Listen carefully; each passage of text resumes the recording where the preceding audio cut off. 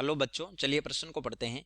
एक से अधिक अंक गणितीय परिकलनों में गणना करते समय यदि सभी परिकलन गुणन या भाग या सभी जोड़ या घटाने के हैं तो केवल अंत में एक बार सन्निकटन करके उचित सार्थक अंकों में परिणाम व्यक्त करते हैं। लेकिन यदि परिकलन में जोड़ या घटाने के साथ भाग या गुणन भी साथ हैं तो ऐसा नहीं करते, समझाइए। चलिए प्रश्न की मुख्य उदाहरण पे बात करते हैं। मुख्य अवधारणा देखिए, सार्थक अंकों का क्या अर्थ है। सार्थक अंक होते हैं मापन में उपयोगी अंक। उपयोगी अंक ये कहलाते हैं सार्थक अंक, सिग्निफिकेंट फिगर। सार्थक अंक यानी ये यथार्थता को बताते हैं। एक्यूरेसी, यथार्थता के मापन में प्रयुक्त है। अब देखिए, दो केस होते हैं। एक होता है जोड़ या घटाने में, जोड़ या घटाने में। तो इस स्थिति में क्या करते हैं,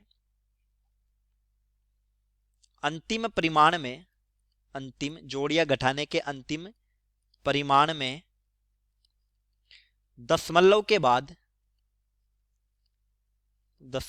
बाद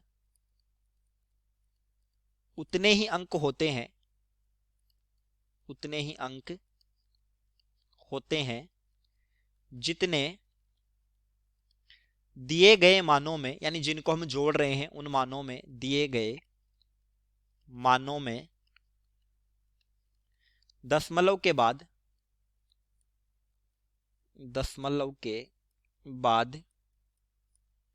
न्यूनतम अंक है, न्यूनतम अंक हैं। जैसे हम 5.85 को जोड़ते हैं 85.152, यह आ गया 91.002। तो हमें सिर्फ दो ही अंक रखने हैं क्योंकि दिए गए न्यूनतम मानों में यहां दशमलव के बाद 2 अंक है। तो हम इसको लिख लेंगे 91.00। लेकिन अगर भाग या गुणा की बात हो, भाग या गुणा में, भाग या गुणा के अंतिम परिमाण में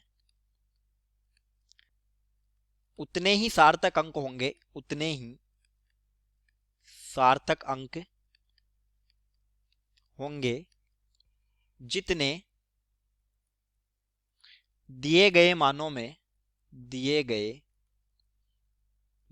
में न्यूनतम सार्थक अंक है, न्यूनतम सार्थक अंक है।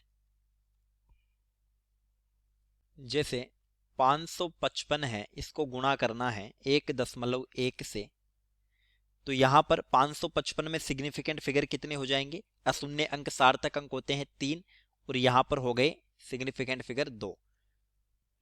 तो जो अंतिम परिमाण आएगा यानी 610.5, इस मान को तब तक राउंड ऑफ करना है जब तक सिग्निफिकेंट फिगर क्या आ जाए, 2 आ जाए। तो हम इसका आंसर रखेंगे 6 दशमलव गुणा 10⁻²। और अब सिग्निफिकेंट फिगर कितने हैं, 2 हैं, जबकि इस स्थिति में सिग्निफिकेंट फिगर आ रहे थे 4।